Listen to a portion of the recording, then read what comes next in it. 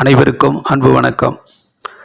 தனுசு ராசிக்காரர்களுக்கு இந்த வருட குரு பயிற்சி பலன் எப்படி இருக்கிறது என்பதை பார்ப்போம். 2026 திருக்கணித பஞ்சாங்கத்தின் அடிப்படையில் ஜூன் மாதம் 2ஆம் தேதி குரு பயிற்சியாகிறார். மிதுன ராசியிலிருந்து கடக ராசிக்கு குரு பயிற்சியாகிறார். கடக ராசியில் குரு உச்சமடைகிறார். உச்ச குரு 12 வருடத்துக்கு ஒரு முறைதான் பயிற்சியாகும்.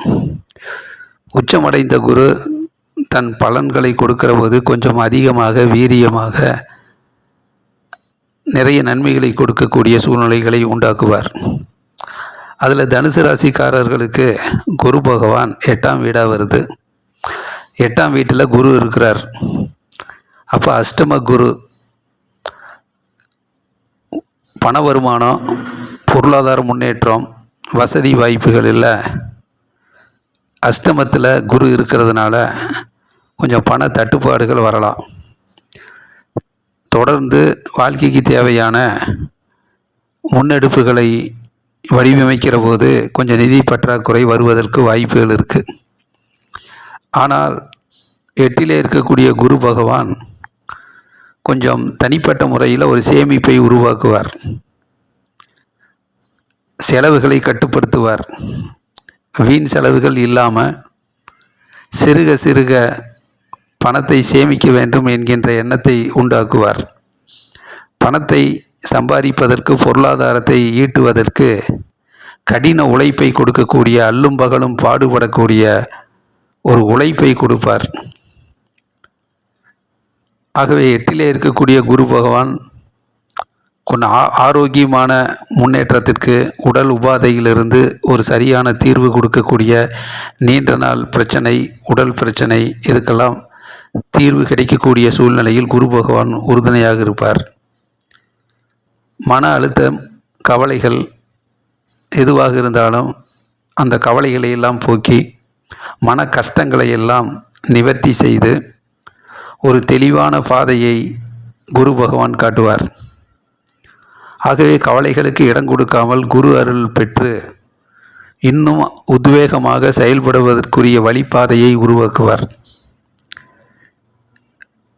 இதில் குரு பார்த்தால் கோடி புண்ணியம் என்பார்களே, அதுபோல தனுசு ராசிக்காரர்களுக்கு 5, 7, 9ஆம் பார்வையாக பார்க்கும்போது 12ஆம் வீட்டை பார்க்குறார், செவ்வாய் வீட்டை.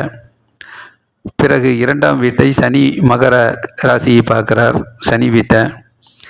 பிறகு மீன ராசியை பார்க்கிறார், 4ஆம் வீடு, குருவுடைய வீடு.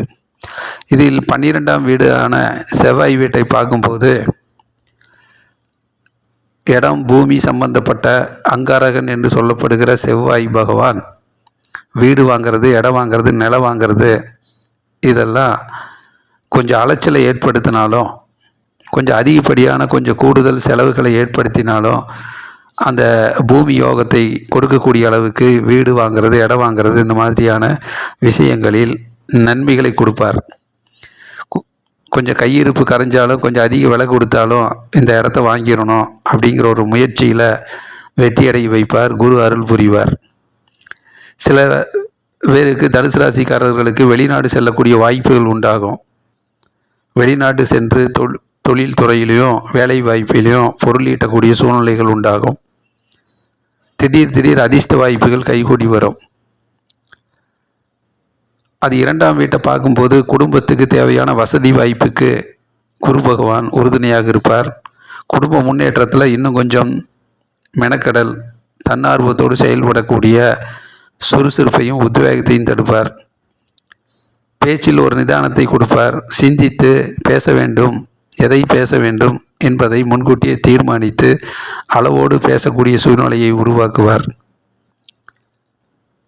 4ஆம் வீட்டை பார்க்கும்போது குரு பகவான் வெற்றிக்காக கடுமையாக உழைக்க வேண்டும், உழைத்து ஊதியம் ஈட்ட வேண்டும் என்கின்ற ஒரு சிந்தனையை கொடுப்பார்.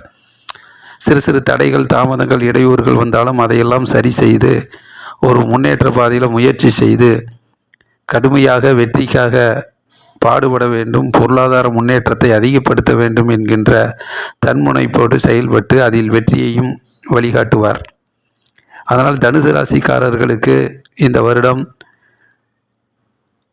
இப்போ இருந்ததை விட இன்னும் 2 மடங்கு அதிகமாக உழைக்கக்கூடிய சூழ்நிலை, பொருளாதாரத்தை இன்னும் கொஞ்சம் 2 மடங்கு அதிகப்படுத்த வேண்டும் என்பதற்கு தன்னார்வத்தோடு உழைக்க வேண்டும் என்கின்ற சிந்தனை, அல்லும் பகலும் பாடுபட்டு முன்னேற வேண்டும் என்கின்ற சிந்தனையெல்லாம் கொடுப்பார். ஆகவே வியாழந்தோறும் குரு பகவானை வழிபாடு செய்வது அவசியம்.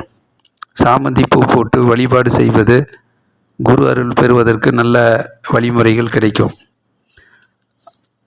ஆகவே தனுசு ராசிக்காரர்களுக்கு இந்த வருடம் நிறைய நன்மைகள் நடக்க வேண்டும், குரு பகவான் அருள் புரிய வேண்டும் என்று சொல்லி லைக் பண்ணுங்கள், ஷேர் பண்ணுங்கள், சப்ஸ்கிரைப் பண்ணுங்கள். வாழ்க வளமுடன். நன்றி, வணக்கம்.